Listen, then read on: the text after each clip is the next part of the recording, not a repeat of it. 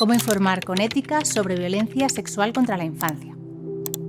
Un titular, una imagen, una frase pueden marcar la diferencia entre informar o hacer daño. En este vídeo veremos cómo informar de forma ética sobre violencia sexual contra la infancia y la adolescencia. Te damos la bienvenida a esta formación online de la Plataforma de Infancia dirigida a periodistas.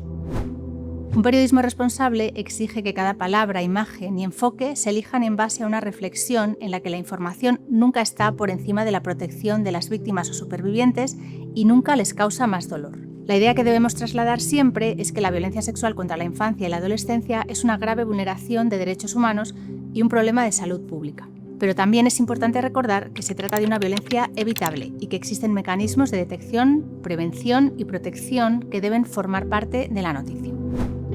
Empecemos por los titulares. Son la puerta de entrada a la noticia y muchas veces lo único que la audiencia lee. Por eso deben ser informativos, sin morbo, sin sensacionalismo y sin culpabilizar a la víctima. Para que un titular sea respetuoso, debe centrar la atención en la persona agresora, salvo que se trate de una persona menor de edad, y en el hecho de que exista violencia sexual. Evitar adjetivos impactantes o frases diseñadas solo para el clickbait, como la horrenda historia o el terrible caso. Veamos algunos ejemplos. Si aplicamos estas recomendaciones al titular "Una menor denuncia abusos que habrían ocurrido en el colegio El Limonero de Leganés", deberíamos cambiarlo por otro más correcto. Esta sería una alternativa. Investigan un caso de violencia sexual contra una niña en un centro escolar. En el primero, el sujeto es la víctima. Se revelan datos del caso que podrían identificarla y el término abusos no es el correcto. En el segundo titular, humanizamos a la víctima, no es una menor, es una niña, y llamamos a la violencia por su nombre. Aquí tenemos otro ejemplo. La Guardia Civil investiga los chats calientes de una menor en una pequeña localidad de Murcia con más de 70 hombres de toda España. Este titular centra la atención en la conducta de la niña y en los chats, en lugar de señalar la responsabilidad de las personas adultas involucradas y la acción realizada por las fuerzas y cuerpos de seguridad del Estado.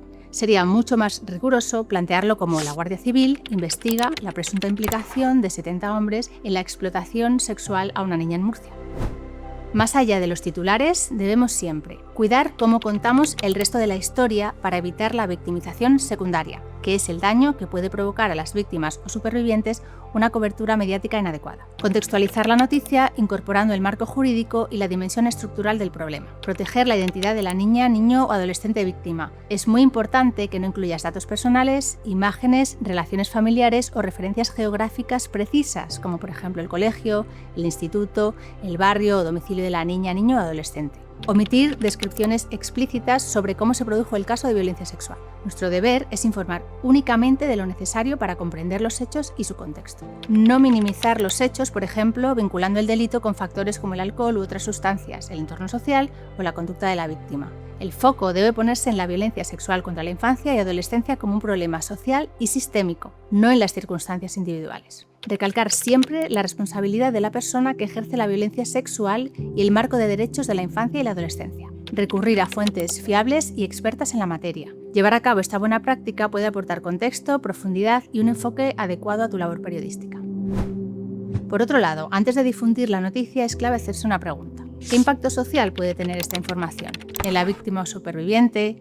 ¿En su entorno? ¿En otras niñas, niños y adolescentes que hayan vivido situaciones similares? ¿Y en la sociedad en su conjunto? Porque informar también construye relato social. Y recuerda, cada noticia es también una oportunidad para ofrecer ayuda. Incluir recursos como el teléfono 116-111 de atención a la infancia y adolescencia puede ayudar a prevenir situaciones de violencia sexual. Informar con ética es poner el foco donde corresponde, proteger a las víctimas y contribuir a una sociedad más respetuosa con los derechos de la infancia.